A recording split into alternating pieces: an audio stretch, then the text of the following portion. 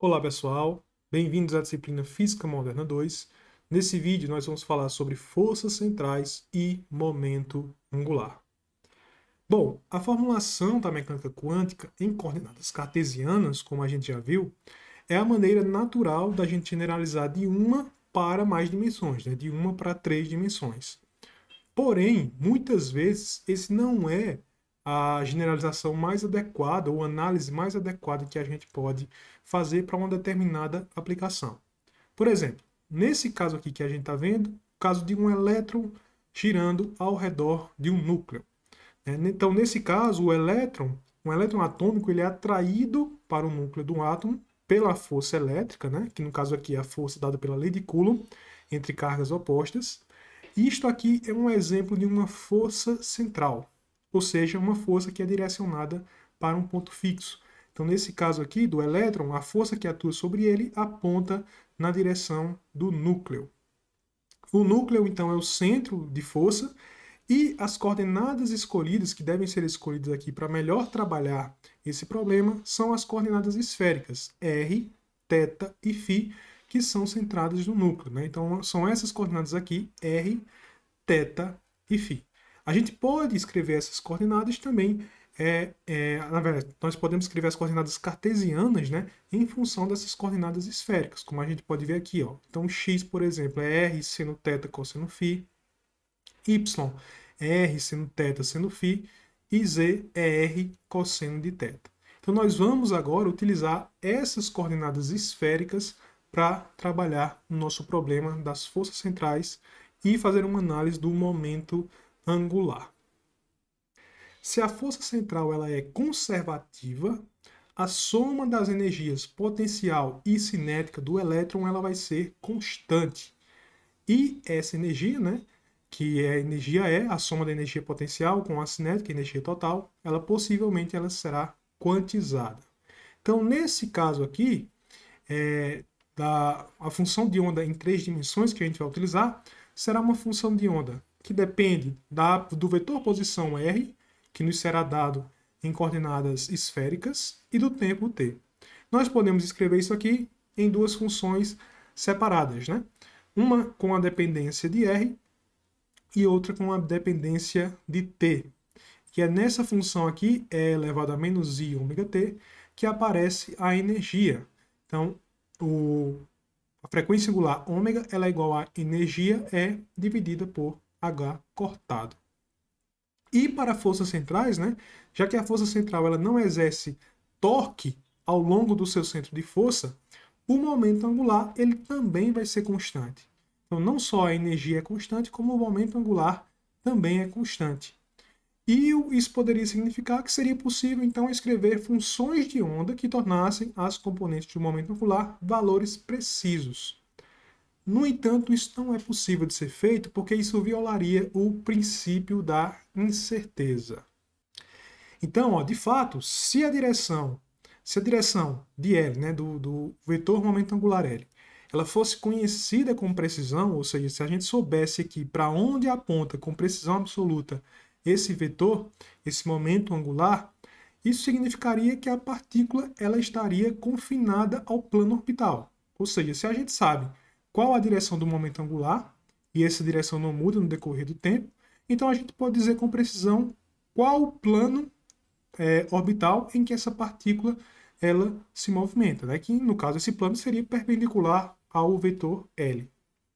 E a sua coordenada na direção normal a este plano, ela também seria conhecida com precisão. Nesse caso aqui, a gente poderia dizer, por exemplo, que a componente normal ao plano, no caso, supondo que esse vetor ele está aqui no eixo Z, como a partícula só se movimentaria no plano, né, que é perpendicular a esse eixo Z, então ela só se movimentaria no plano XY, nós saberíamos que, com precisão, saberíamos que o valor da posição dela em Z seria igual a zero. Então nós conheceríamos com precisão esse valor da posição, ou a componente da posição dessa partícula no eixo Z.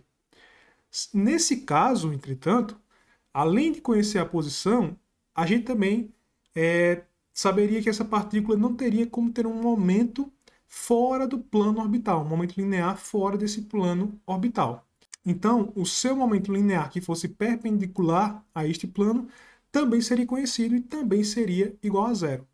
Então, nesse caso, a gente saberia dizer com precisão o valor da componente z e o valor da componente do momento linear no eixo z. Saberia os dois com precisão e isso violaria o princípio da incerteza. Então, o argumento que a gente acabou de dar, ele pode ser refinado, ele pode ser rebuscado para estabelecer um princípio de incerteza para o momento angular. E o que é que diz esse princípio da incerteza para o momento angular? Que é impossível especificar simultaneamente quaisquer dois componentes do momento angular. Ou seja, se um componente de L é conhecido, então os outros dois componentes restantes não podem ser conhecidos com precisão absoluta. Mas, se um componente de L é quantizado, então a gente também vai poder admitir que o módulo do vetor L também é quantizado, né? Uma vez que o módulo desse vetor, como depende dessas componentes, né? Se uma dessas componentes for quantizada, então o módulo do vetor L também será quantizado. Dessa forma, o problema da força central ele lhe dá três valores observáveis, três grandezas observáveis que podem ser quantizadas. Quais são essas três grandezas? O módulo do momento angular, uma das componentes desse momento angular, que geralmente a gente escolhe por conveniência a componente z do momento angular, e a energia. Então, esses três observáveis, módulo do momento angular, uma das componentes do momento angular e a energia, são três observáveis que são quantizados. Então vamos voltar aqui para a função de onda, por enquanto. Então essa aqui é a função de onda, né, em coordenadas, ainda não está em coordenadas esféricas, né, mas aqui a gente tem uma função de onda que tem soluções separáveis. Então eu tenho uma função que depende apenas da posição e outra função que depende apenas do tempo. E aqui, né, eu posso escrever esse vetor R, esse vetor posição R, em coordenadas esféricas, em termos das coordenadas esféricas. Então a gente teria essa função aqui, R como função de, aliás, o vetor psi, né, a função de onda, aliás, psi como função de R, θ e φ. As funções de onda para as quais o momento angular, o módulo do momento angular L, e uma das suas componentes são quantizadas e conhecidas de forma precisa, elas se obtêm diretamente a partir dessa separação de variáveis na equação de Schrödinger para uma força central. Então a gente faz essa separação de variáveis. Nós também podemos fazer com que essa função, independente do tempo, ela também seja uma função de onda com soluções separáveis. E aí nós podemos escrever essa função de onda independente do tempo, ou seja, a função de onda que depende apenas da posição, nós podemos escrever ela como sendo uma função R maiúsculo, que depende da coordenada R, coordenadas esféricas, né? Lembre que aqui eu estou tratando apenas de coordenadas esféricas, que multiplica uma outra função θ, que depende apenas de θ, que multiplica uma outra função φ, que depende apenas de φ. Mas, para escrever isso aqui, para escrever a equação de Schrödinger, né? A equação de Schrödinger que a gente sabe é independente do tempo, que é o que a gente vai utilizar agora, é essa equação aqui. E note que aqui aparece o Laplaciano, só que o Laplaciano ele vai depender do sistema de coordenadas que você está utilizando.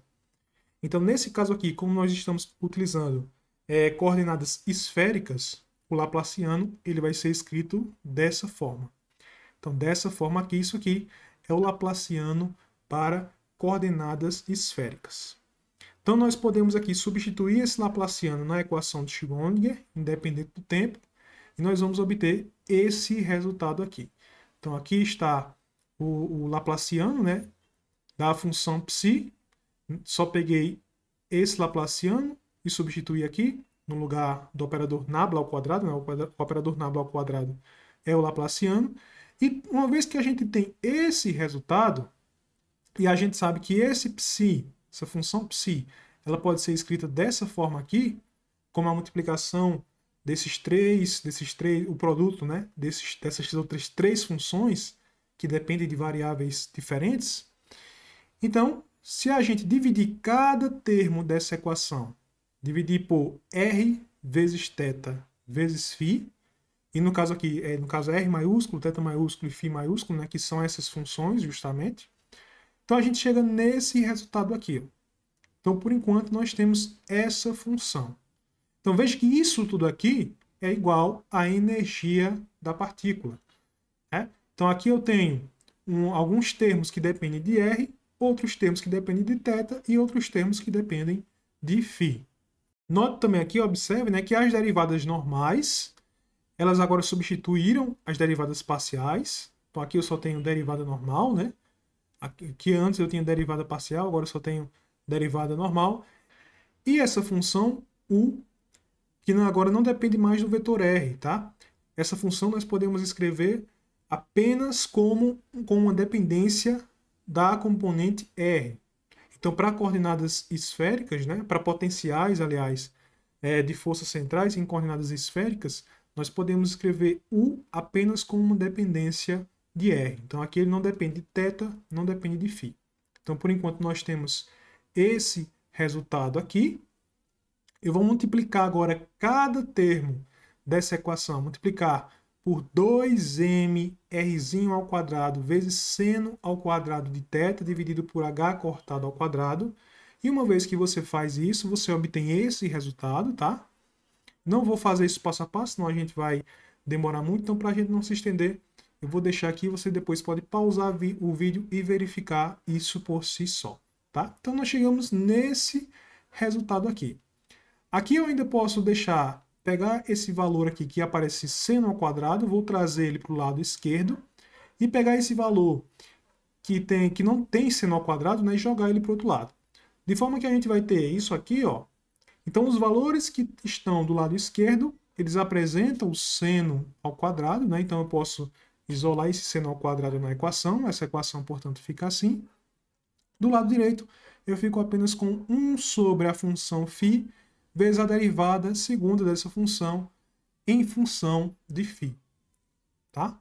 Então, por enquanto, nós temos isso aqui. Eu ainda posso escrever aqui, ó, aqui eu tenho 2mr ao quadrado sobre h cortado ao quadrado, que multiplica U e que multiplica também o E. Posso colocar, então, esse termo em evidência e aí eu chego nesse resultado aqui. Então, veja que aqui eu consegui separar duas das três variáveis, né? Então, aqui eu tenho...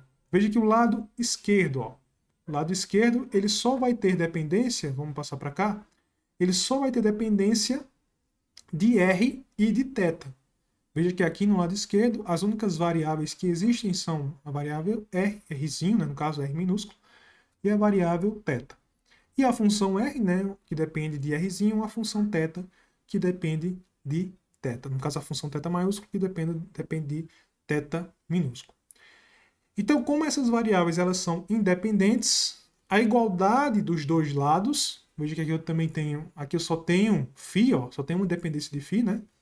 Então, como esses dois lados que têm variáveis diferentes, como eles são iguais, essas variáveis independentes, essa igualdade ela acontece, então isso exige que os dois lados dessa equação sejam reduzidos a uma constante. Então, tudo isso aqui é igual a uma constante, isso aqui é igual à mesma constante. E para essa constante nós vamos escrever como sendo essa constante aqui. Ou seja, esse lado da equação, 1 sobre a função φ multiplicado pela derivada segunda de φ em função de φ, derivada segunda da função φ em função de φ, isso vai ser igual a menos ml ao quadrado. Esse ml aqui, ele é chamado de número quântico magnético, tá? Então, é importante, isso vai ser muito importante para a gente, guarde esse nome. Então, ml é o número quântico magnético. Organizando melhor essa equação, e a gente vai obter essa equação diferencial aqui de segunda ordem, e resolvendo essa equação, você vai obter que a função de φ, ela vai ser igual a E elevado a IML vezes φ. Então, esse resultado aqui ele representa uma função de onda periódica, e esse período aqui ele vai ser igual a 2π se esse ml ele se restringir apenas a valores inteiros.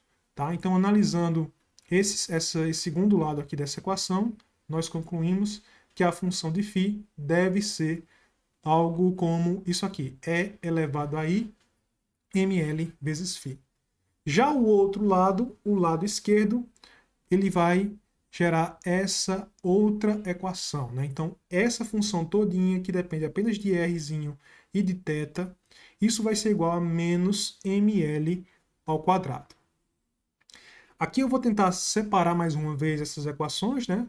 Posso fazer isso aqui dessa forma, então eu passo primeiro esse seno quadrado para o outro lado, depois eu passo esse termo aqui que só tem θ, né? Não tem r, passo ele para o outro lado. Fazendo isso, o que é que eu vou encontrar? Eu vou encontrar essa equação aqui, e nessa equação, as variáveis r e θ, elas estão separadas também. O lado esquerdo, veja que é uma função de r, então aqui só tem r, né? Só tem uma dependência de r. E o lado direito é uma função somente de θ. Então aqui só existe uma dependência de θ. Então, novamente aqui, cada lado deve ser igual a uma constante. E aí a gente novamente introduz essa constante de separação, e essa constante de separação agora que a gente vai introduzir é essa constante aqui, L vezes L mais 1.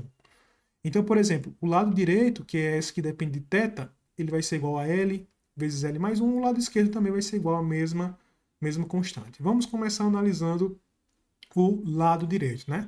Então, como anteriormente, a gente obtém mais duas equações, uma para cada uma das funções restantes, né? Então, a gente tem uma dependência de R, ou uma dependência da função R, que vai gerar uma constante, e essa mesma constante também vai ser igual ao outro lado da equação, que está relacionado à função θ. Essa constante que nós introduzimos, essa constante de separação, é L multiplicado por L mais 1. E esse Lzinho aqui que aparece nessa constante de separação, ele é chamado de número quântico orbital. Então, ml é o número quântico magnético, enquanto L é o número quântico orbital. E aí, multiplicando aqui ambos os lados por menos, pela função menos θ, tá? E organizando melhor essa função, nós chegamos nesse resultado aqui. Então, o que é que a gente tem aqui, né? Nós temos que a derivada segunda de θ, da função θ em função de θ, mais a cotangente de θ vezes a derivada de θ, menos ml quadrado vezes a cossecante ao quadrado de θ, lembrando que a cossecante é o inverso do seno, vezes a função θ, isso é igual a menos a constante de separação, L vezes L mais 1, multiplicado pela função θ. Bom, então uma vez aqui nós chegamos nessa equação, né? Então, para que a função ψ de r, que é a função independente do tempo, né? A função de onda independente do tempo, ela seja uma função de onda aceitável, essa função θ, ela deve ser uma função que tem as mesmas características da função de onda. Então, ela deve ser limitada, ela deve ter valor único, e essas condições aqui elas só são satisfeitas se esse L, o número quântico orbital L, ele é não negativo, e se o número quântico magnético ele não for maior que L. Então, essas duas condições aqui têm que ser necessárias para que essa função de θ ela satisfaça a nossa função de onda. E a partir disso aqui, se ela tem essas características, L é não negativo e ml não pode ser maior que L, então isso nos leva a concluir que essa função de θ, né, ela deve ser um polinômio associado de Legendre. Na verdade, são polinômios, né? Não é apenas um resultado, são vários resultados possíveis, dependendo dos valores de L e de ml, e nos levam aos polinômios associados de Legendre. Então, esses polinômios associados de Legendre, que dependem tanto de L, né, quanto de ml, e são funções de cosseno, eles estão representados, os primeiros desses polinômios estão representados aqui nesse quadro. Então aqui eu tenho, por exemplo, o polinômio 0, 0, que é um polinômio para L igual a 0 e ML igual a 0. Esse polinômio ele é igual a 1. O polinômio 3, 3, que é o polinômio para L igual a 3, ML igual a 3, por sua vez, é o polinômio igual a seno ao cubo de θ. Então esses aqui são os polinômios de Legendre. Bom, então nós temos já que φ, A função de φ é isso aqui, E elevado a IML vezes φ, e temos que a função θ ela é representada pelos polinômios de Legendre. Portanto, a partir disso aqui, o produto entre a função θ e a função φ, eles vão especificar a dependência angular completa da função de onda de força central. E esse produto aqui, são chamados de harmônicos esféricos. Então, esses harmônicos esféricos, representados pela letra Y, Y maiúsculo, eles dependem, né, do valor de L e do valor de ML, e eles são funções de θ e de φ. E aqui também a gente tem um quadro com alguns harmônicos esféricos, né, com os primeiros harmônicos esféricos. Você pode dar uma olhada nesse quadro aqui. Bom, então vamos prosseguir aqui com as observações anteriores, né? Então nós tínhamos chegado nessas duas equações com essas duas constantes de separação diferentes, tá? E essas constantes de separação, a L vezes L mais 1 e ML, elas podem se relacionar, e elas estão relacionadas com os observáveis, que é um desses observáveis é o módulo do momento angular L, e com a componente Lz nesse momento angular. Na verdade, pode ser qualquer componente, mas por uma questão histórica, né, costuma-se utilizar essa componente Lz. Então, essa relação entre essas constantes de separação e esses observáveis são dadas por essas equações aqui, que são equações muito importantes, tá? Então, essas relações elas não serão demonstradas, mas elas podem ser escritas dessa forma que a gente está vendo aqui. Então, nós temos que o módulo do momento angular ele vai ser igual a raiz quadrada dessa constante de separação, né, L vezes L mais 1, multiplicado por H cortado. Tá? Atenção que H cortado está fora da raiz. E o número quântico orbital L ele pode ter valores inteiros, né, 0 e valores inteiros positivos, iguais a 1, 2, 3, 4, 5 e assim sucessivamente. Além disso, a componente Lz ela pode ser escrita como sendo ml multiplicado por H cortado. Onde esse ml aqui, lembre-se que ele está limitado, né? Ele tem que ser menor que L, então ele vai valer 0. Ele pode valer mais ou menos 1, ele pode ser negativo, diferentemente do L, que só é positivo, o ml pode ser negativo, mais ou menos 1, mais ou menos 2, mais ou menos 3, até mais ou menos L. Então a gente pode notar aqui, portanto, que existe uma restrição sobre o número quântico magnético, ml, a valores que estão entre menos L e mais L. E isso tem uma interpretação física, que diz que é a seguinte, a interpretação física para isso é que a componente Z do momento angular, Lz, ela jamais pode exceder a magnitude do vetor L, né? Então esse Lz aqui não pode ser maior que a magnitude do vetor L. Você não pode ter uma componente cujo módulo é maior que o próprio vetor dessa componente, né? Por isso que esse ml está restrito a ser menor, está restrito a ter valores entre menos L e mais L. E a relação de ml e L com a energia E, ela pode ser obtida através da função de onda radial. No caso, essa função de onda radial, vamos chegar nessa função, né? Para chegar nessa função, eu vou utilizar essa equação aqui. Então, voltando aqui para essa equação, nós temos aqui esse lado que só depende de R e esse lado que só depende de θ, né? Só que isso aqui, pela constante de separação, que a gente já viu, né? Isso aqui vale L multiplicado, aliás, por L mais 1.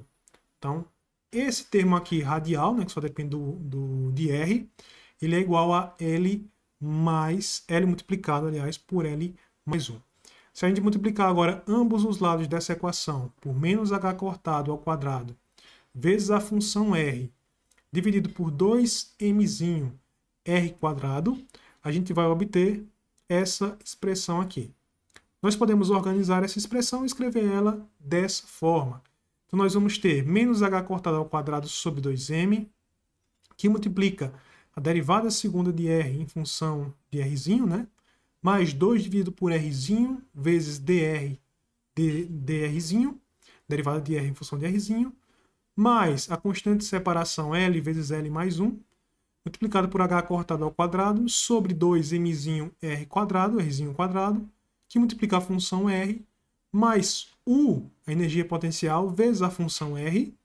Isso é igual a E, energia, multiplicado pela função R. Então, essa equação de onda é chamada de equação de onda radial. E é essa equação que determina a parte radial da função de onda psi, e a partir dela também a gente pode determinar as energias permitidas da partícula. Para um valor de L fixo, né, a gente não vai demonstrar isso aqui, mas essa é uma informação importante que é derivada dessa função de onda, dessa equação de onda, aliás, radial, que para um L fixo, um certo valor de L, número quântico orbital L fixo, a energia da partícula é independente de ml. Veja que o momento magnético, o número quântico magnético, né, aliás, ele não aparece aqui. Então, a energia da partícula não depende desse valor de ml. E essa energia será pelo menos 2L mais 1 vezes degenerada. Tá? Então, isso aqui nos dá a degenerescência desses estados, né, dessa equação de onda radial. Tá? Então, para cada número quântico orbital L, vai existir uma onda radial diferente e essa onda vai estar associada a uma energia distinta. Para cada valor de L, a gente vai ter um valor de energia distinto. Vai ter uma função de onda distinta e um valor de energia distinto. Né? Então, o ml não aparece nessa equação. Como não aparece, a onda radial e a energia da partícula permanecem iguais para diferentes valores de ml. E essa degenerescência aqui é uma propriedade de todas as forças centrais, tá? Ela acaba surgindo da simetria esférica do potencial, isso aqui a gente não vai demonstrar. Então, note que o que é que a gente fez aqui?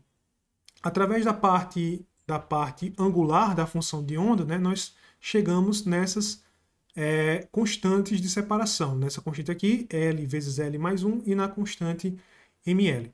Então, nós chegamos a partir das funções de onda angular, nós chegamos no número quântico orbital e no número quântico magnético.